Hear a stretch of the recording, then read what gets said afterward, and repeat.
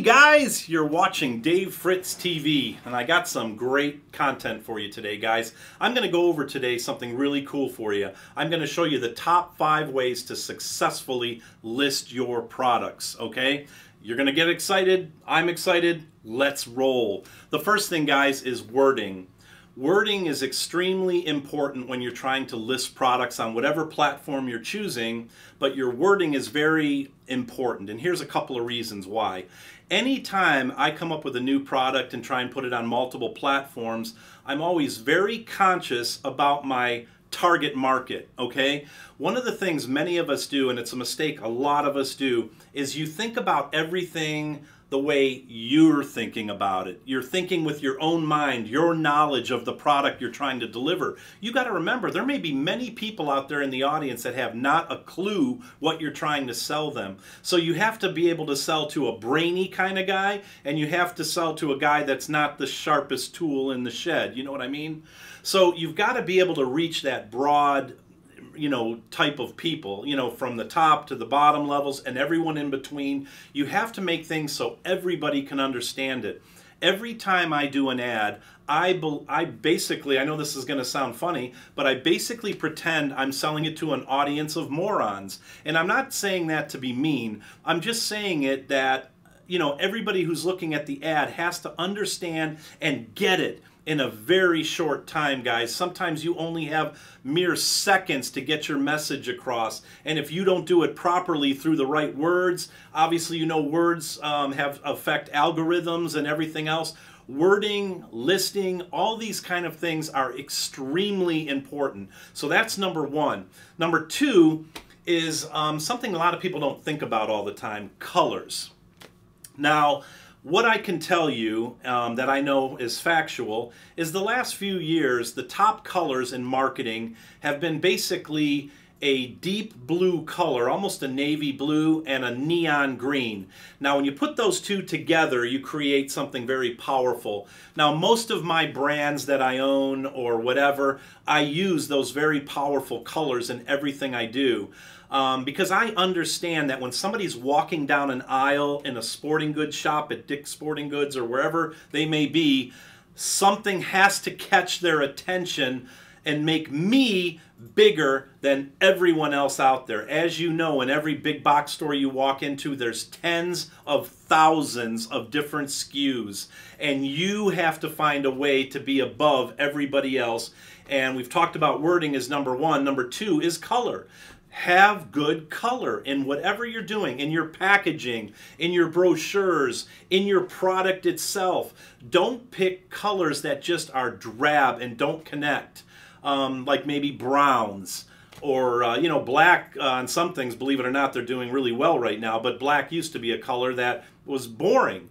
But I can honestly tell you, if you go with the the dark blue and the neon green, you're never going to go wrong, guys. Number three, you want to be able to rebrand something. Now, one thing they will not tell you if you're trying to come up with products on different platforms, everybody's always out trying to find the latest widget. I always use that word because it means anything. They're out there trying to find the latest widget, a new gizmo. They're always out there trying to find newness and think they're going to bring something out and they're going to go hog wild and have all these sales.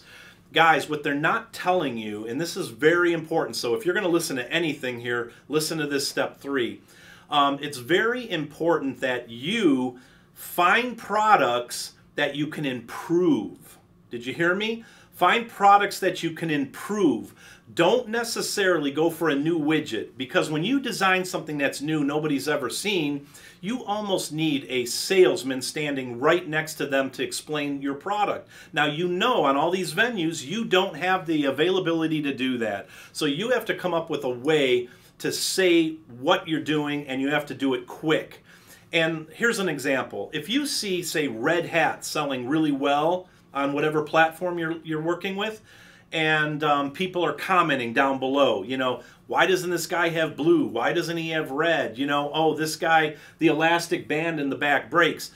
Let those negative comments be gold to you. And what I mean is you look at all the negative comments in the ads and you find a way to fix it. So then when you come up to sell your new improved product, you're able to list all those concerns in bullet points so your target market could understand what you're trying to do, and you will soar.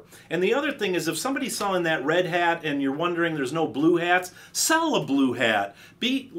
Try and find out what the next best color is and offer that product in another color. That's a great way to get ahead, guys, because a lot of people only offer things in certain colors.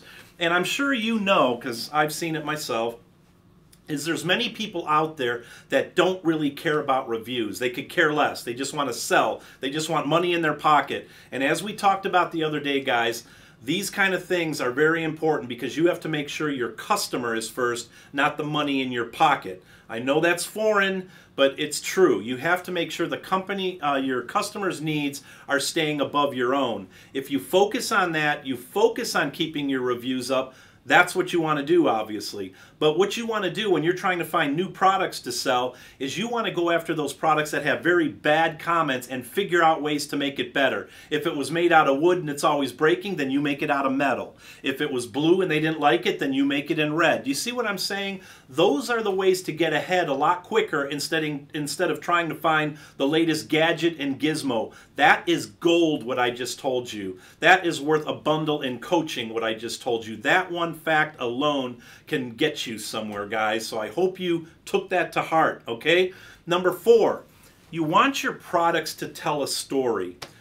Everybody wants to hear a story. They love stories. So when there's a story behind something, like you have a, say a bell you were selling from a ship or something, an antique bell. People want to know the history. They want to know, what ship the bell was on, were there ghosts on the ship, all kinds of stuff that would be behind it. People love stories behind products. So if you can figure out a way to get your story through.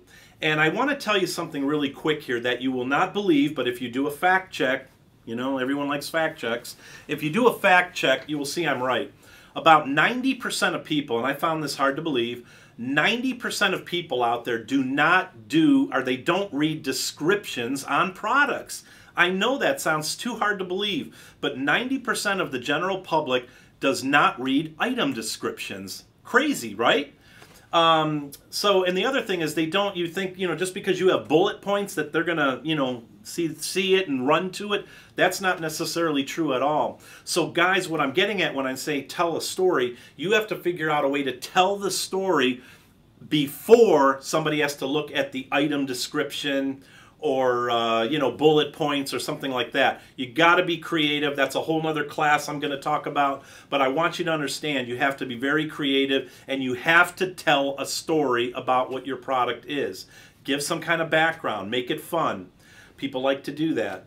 Okay guys, the last thing is basically you want to have flawless service. We've talked about this before too.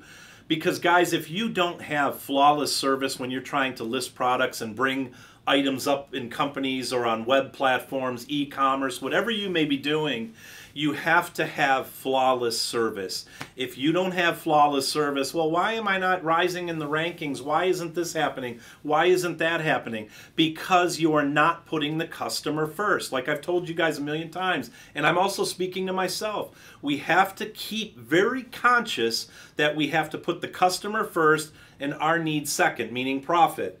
I always put my customers first. I really do, guys. I really try and go out of my way, giving them extra value, whatever I can give them, to keep them happy.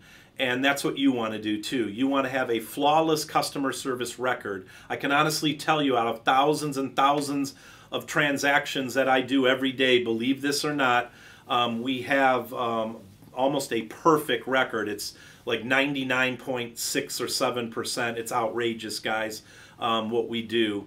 And we take it very serious. We want you to have a great experience, and that's what you should do. You want to have anybody buying your products have a great experience. You want them to remain in a good part in your mind, a good section, next time they need it again to call you because they had a good experience. Okay, guys, I hope this content really helped you today. I'm sorry we were a little late getting to you this week. We had some technical problems. But anyhow, guys, look for me. Usually we're on Wednesdays. We try and do at least one broadcast a week. Please, please, please subscribe. Please share with your friends. Guys, I really am, honestly, in my heart, truly committed to giving you great content, things that help you. And as you know, I do this for free. And I just enjoy doing it. I enjoy seeing all of us come together and all of us rising through the ranks to the top, guys. It's not just all about me. I like to give back to society, so I'm really enjoying this ride. Hopefully you are too. Okay, guys, enjoy. Hui ho till we meet again. God bless this wonderful nation. Dave Fritz signing out.